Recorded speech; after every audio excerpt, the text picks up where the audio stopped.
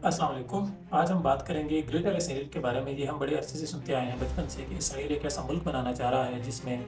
वो अपने आस-पास के बहुत सारे मुल्कों को, जिसमें सीरिया है, जॉर्डन है, इराक है, लेबनान है, सऊदी अरब का कुछ इलाका है, उनको कब्ज़े में करना चाहता है। और उसी के साथ-साथ ये भी हम सुनते आ रहे हैं कि वो एक रिलीजियस यानी एक मज़हबी एक जंग लड़ रहा है अमेरिका और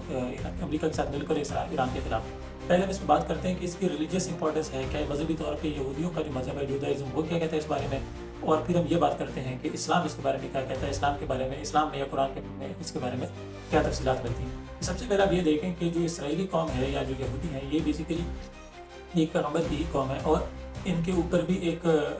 किताब नाज़िल की गई थी जिसको हम old genesis of the Bible कहते हैं, या ये लोग उसको कहते हैं कि ये अरबी वर्जन ऑफ द बाइबल है और हम इसको तौरात के नाम से भी जानते हैं। तो उस किताब में, तौरात में, इनके लिए एक पैगाम लाया गया था जिसमें हज़रत मूसा अलैहिस्सलाम ने इनके साथ, अपनी कौम के साथ वादा किया था कि अल्लाह ताला ने आपको एक ज़मीन दे दी है जो आपकी मलकियत रहेगी। अब वो जो ज़मीन है आज के कॉन्टेक्स्ट में जब उसको देखा जाता है तो वो इस पूरे इलाके में फैलती है।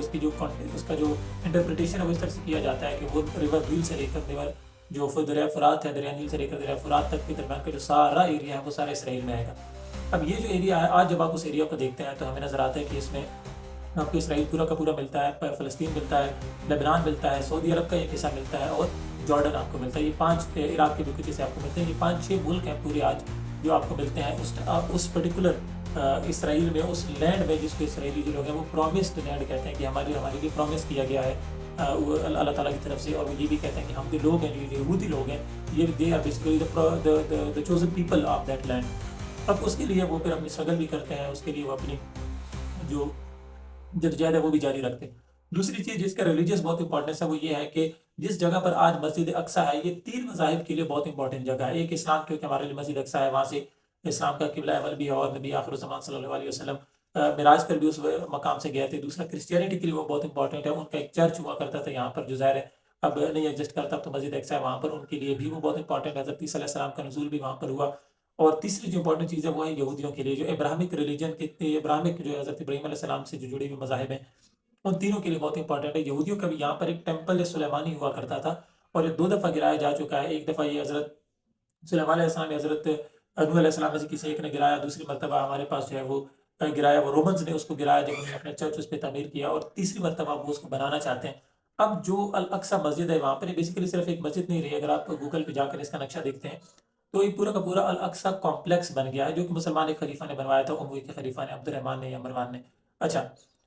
इस अल अक्सा कॉम्प्लेक्स में एक हिस्से में मस्जिद अक्सा है और दूसरे हिस्से में एक बहुत पुरानी दीवार है, जिस दीवार को आप लोग अक्सर देखते हैं कि यहूदी या ईसाई जो बहुत सारे लोग हैं मशहूर, अमेरिका के आपको बहुत सारे पॉलिटिशियंस और बहुत सारे जो फिल्म स्टार्स हैं और एथलीट्स हैं, यानी बहुत इन्फ्लुएंशियल लोग उस दीवार पे जाकर माथा टेकते हुए नजर आते हैं आपको। वो जो दीवार है वो काउंट होती है टेम्पल ऑफ सोलोमन का, या यानी सुलेमान, हज़रत सुलेमान अलैहिस्सलाम के टेम्पल की वो दीवार है। और इसराइलियों के मुताबिक उस दीवार को दोबारा बनाना इनकी रिलीजियस जो है वो रिस्पॉन्सिबिलिटी है।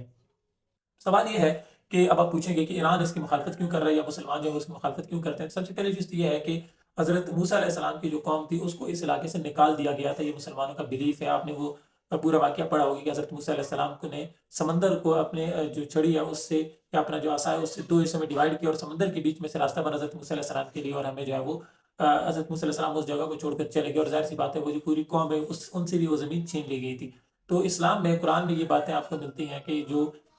ज़मीन है वो अल्लाह ताला की मलकियत है। ज़ाहिर-सी बात है सारा कुछ किसी शख़्स की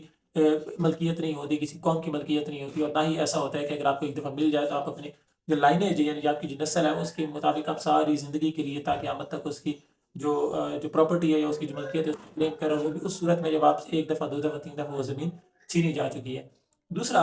जो मुसलमान है वो इस जगह को अब क्योंकि पैगम्बरों की सरज़मीन कहते हैं, तो उनके मुताबिक यहूदी जो है वो हुज़ूर पाक सल्लल्लाहु अलैहि वसल्लम के बदतरीन दुश्मन काउंट होते थे। तो ये तो पॉसिबल ही नहीं है कि मुसलमानों की इतनी मुक़द्दस जगह यहूदियों को कब्ज़े में दे दी जाए और यहूदी जो है उस पे अपना कब्ज़ा बना के बैठ जाएँ और वो मस्जिद अक्सा को शहीद करें या जो टेम्पल सुलेमानी है उसकी तामीर की तरफ दोबारा जाएँ, तो मुसलमान इस वजह से उसकी मुखालफत करते हैं। ईरान जो है ये अब क्योंकि अहले तशी कम्युनिटी से बहुत बड़ी तादाद है, उसमें अहले तशी मेजॉरिटी का जो है वो ग्रुप है,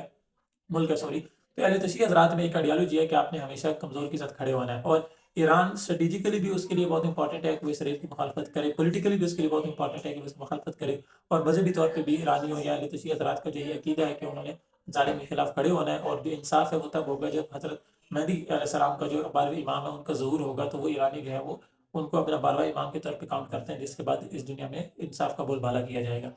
اب اگر آپ دیکھیں، یہ تو ساری ہوگی نا اس کی ہسٹوریکلی اور ریلیجیس کا جو امپورٹنس ہے کہ گریٹر اسرائیل کا آئیڈیا بیسیکلی آتا کہاں سے ہے۔ اب اس موجودہ اسرائیلی جو حکومت ہے، جو رجیم ہے، اور جو امریکی حکومت ہے، یہ لوگ اس کے لیے کس طرح کام کر رہے ہیں، ہم اس پہ بھی ایک نظر ڈالتے ہیں۔ 1990 سے جو اسرائیل کے موجودہ وزیر اعظم ہیں بنجامن نیتن یاہو، یہ اسرائیل میں کسی نہ کسی صورت میں رول کر رہے ہیں، یا یہ اسرائیل میں ایک انفلوئنشل فگر کے طور پر مانے جاتے ہیں۔ 1990 سے ہی انہوں نے ایران کے خلاف اور گریٹر اسرائیل کے لیے اپنا جو ایجنڈا ہے اس پہ کام کرنا شروع کر دیا تھا۔ اگر آپ دیکھیں 1990 میں بنجامن نیتن یاہو نے پہلی ایران کے خلاف تقریر کی تھی، جس میں انہوں نے بتایا تھا کہ ایران صرف 1 سال یا 3 سال دور ہے اٹامک ویپن بنانے سے۔ یاد رکھیں 1990 تک اسرائیل جو ہے وہ تمام عرب ممالک کو شکست دے چکا تھا، چاہے وہ 1948 کی وار ہے، چاہے 1967 کی ہے، یا تیسری جو وار تھی جسے 3 عرب اسرائیل وار میں اسرائیل تمام اسرائیلی عرب ممالک کو شکست دے چکا ہے، چاہے وہ عراق ہے، چاہے وہ جارڈن ہے، لبنان ہے، سعودی عرب، قطر، ان سب کو مل کے بھی وہ شکست دے چکا ہے۔ تو 1990 میں ایران کے خلاف پہلے اس نے بیان دیا، پھر 93 میں دیا، پھر اس طرح 2001 میں، اور چلتے 2014 تک وہ ایران کے خلاف بیانات دیتا رہا۔ یہ کہا جاتا ہے کہ پچھلے 30 سالوں میں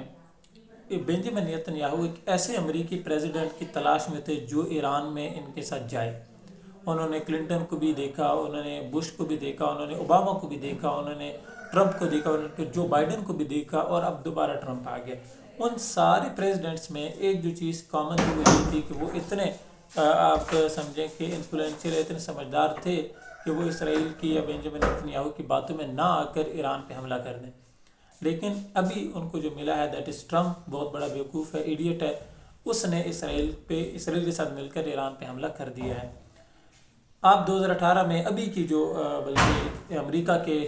سیکرٹری آف ڈیفنس ہیں یا سیکرٹری آف وار جس کو وہ کہتے ہیں، جیسے ہمارے ہاں وزیر دفاع ہوتا ہے یا وزیر داخلہ ہوتا ہے، اس طرح وہاں پہ سیکرٹری ہوتے ہیں ہر ایک ادارے کے، پیٹ ہیگسیت، ان کا 2018 کا بیان دیکھیں، انہوں نے اسرائیل میں ایک تقریر میں جا کے کہا تھا کہ ہمیں اس چیز کا یقین ہے کہ جو ٹیمپل سلیمانی ہے وہ بنے گا، کیسے بنے گا، کب بنے گا، یہ ہمیں نہیں پتہ، لیکن یہ ہمیں یقین ہے کہ وہ بنے گا۔ تو یعنی ابھی کی جو کرنٹ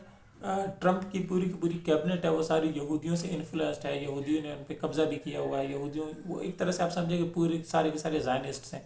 تو بنجامن نیتن یاہو اب اس کام میں کامیاب ہو گئے ہیں کہ وہ ایران کو جب تک شکست نہیں دیں گے تب تک اس کا گریٹر اسرائیل کا جو ایک آئیڈیا ہے، جو آئیڈیالوجی ہے، وہ مکمل نہیں ہو سکتی۔ ان کو ایران کو مارنا پڑے گا، پھر جا کے وہ لبنان کو، پھر جا کے وہ دوسرے جو ممالک ہیں ان پہ قبضہ کر سکیں گے۔ اسی لیے آپ دیکھتے ہیں کہ اب انہوں نے ایران پہ ایک اٹیک پچھلے سال کیا ہے، ایک اب کیا، اور اب امید یہ لگائی جا رہی ہے کہ اس اٹیک کو اگر وہ روک بھی لیتے ہیں، ایون جیسے آج بھی خبر آئی، میں نے ایک ویڈیو بھی لگائی ہے شارٹ میں، کہ علی لاریجانی کو مار دیا گیا ہے، یا ان کی طرف سے دعویٰ کیا گیا، پتہ نہیں وہ صحیح ہے یا نہیں، لیکن اسرائیل یعنی اپنے کسی بھی ٹارگٹ کو اچیو کرنے سے باز نہیں آ رہا۔ ایون دین بھی اگر آج جنگ بند ہو جاتی ہے تو آپ یاد رکھیں کہ 6 مہینے بعد، 1 سال بعد اسرائیل اپنا اسٹاک پائل دوبارہ اکٹھا کر کے اپنے جو بھی نقصانات ہیں ان کو پورا کر کے ایران پہ دوبارہ حملہ کرے گا، اور وہ جب تک ایران کو عراق، سیریا، لبنان، جارڈن کی طرح کمزور نہیں کر دے گا تب تک وہ ایران پر حملہ کرتا رہے گا۔ یہ پوری سچویشن ہے۔ گریٹر اسرائیل کا آئیڈیا کیا ہے اور اسرائیل اس کے لیے کس طرح کام کر رہا ہے، اس پہ ساری ہم نے آپ کو ڈیٹیل بتائی۔ اگر آپ کو ویڈیو اچھی لگی ہے تو آپ سبسکرائب کیجیے گا چینل کو، اور ٹک ٹاک پہ فالو بھی کیجیے گا، اور انشاءاللہ نیکسٹ ویڈیو ملاقات ہوگی۔ اللہ حافظ ناصر۔